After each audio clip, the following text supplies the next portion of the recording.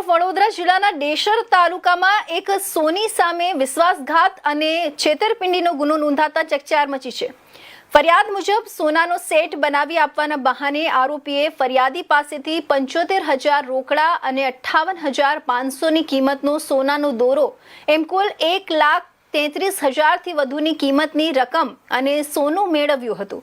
ફરિયાદમાં આરોપ છે કે ન તો સોનાનો સેટ બનાવી આપવામાં આવ્યો કે ન તો સોનું કે નાણાં પરત આપવામાં આવ્યા।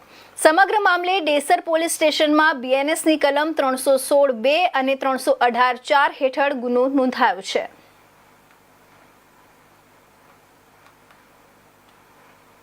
અને મારું 6 તોલા અને મારા ભાઈ અને મારા સિસ્ટરનું એમ થઈને કુલ 10 તોલા મેં એને આપ્યું હતું। હવે એ વાતને 1 વર્ષ જેવું થઈ ગયું, બરાબર છે। હજુ સુધી એનો કોઈ નિકાલ આવ્યો નહીં અને ફરિયાદ આલી છતાં પણ એટલો બધો કોઈ રિસ્પોન્સ મને મળ્યો નહીં। કેટલું હતું તમારું? મારું બધું થઈને 10 તોલા જેવું થાય। ફરિયાદ કરી તો શું થયું? ફરિયાદ આપી હતી પણ પોલીસ સ્ટેશનથી એવું કહેવામાં આવે છે કે ચાર્જશીટ સોંપાશે પછી બધું કોર્ટમાં કેસ ચાલશે। અને આજે આ સામે આવ્યું છે?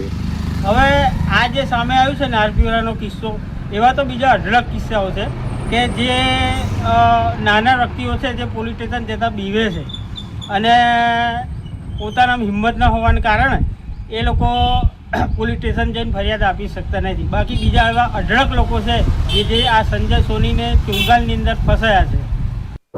ચૌહાણ વનરાજસિંહ નટવરસિંહ ગામ નારપુરા અમે સેટ કરવા આપેલો, એના બદલામાં જૂનું સોનું આપેલું તોલાનો દોરો અને રોકડા 75,000 આપેલા છે સેટ કરવા માટે।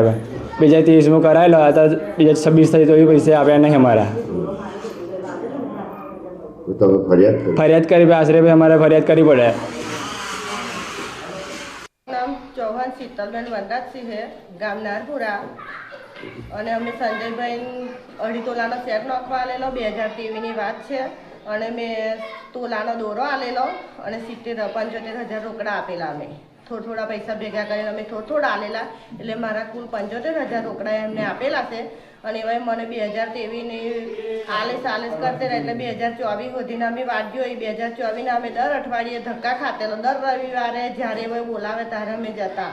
એવો અમને બતાવે હોય કે વસ્તુ હું લાવ્યો છું શીતલબેન, હવારમ તમે લઈ જજો આવીને, એવું કહેતેલા। અમે હવારમ લેવા જઈએ તારે એવા ઘેર હોય ના, એમનું ઘરે બંધ હોય, દુકાને બંધ હોય। કોઈક દિવસ ભેગા થઈ જાય તો એવું કહે કે તમારી વસ્તુ આવી જશે, હું આલ દઈશ, એવું ને એવું કરતેલા। તો અમે 2023ની વાત 24-25 આખો 3 વર્ષ અમે કાઢી નાખ્યો। એટલે અમારા બધાનું વભર્યું એટલે અમે જોયું કે આવા આવું કરે, કેમ આલતા નહીં। એટલે પછી અમે કેસ રજૂઆત કર્યો કે અમારે તો પૈસા જોઈએ, પૈસા આલતો હોય પૈસા જોઈએ ને વસ્તુ આલવાનો તો વસ્તુ, અમે એને છોડવાના નહીં। જેમ કે અમે થોડા પૈસા ભેગા કરીને અમે મહેનતના પૈસા ભેગા કરેલા છે। અમારે બીજું કોઈ નોકરી કરવાવાળું નહીં, ઘરમાં એક જ જણ નોકરી કરે છે, તેટલો પગાર નહીં અમારે, અને અમે થોડા પૈસા ભેગા કરેલા। એટલે અમે એને છોડવાના તો નહીં। અમે 3-4 વર્ષનું વ્યાજ અંગાત પૈસા લઈશું કે પછી અત્યારના ભાવે વસ્તુ લઈશું।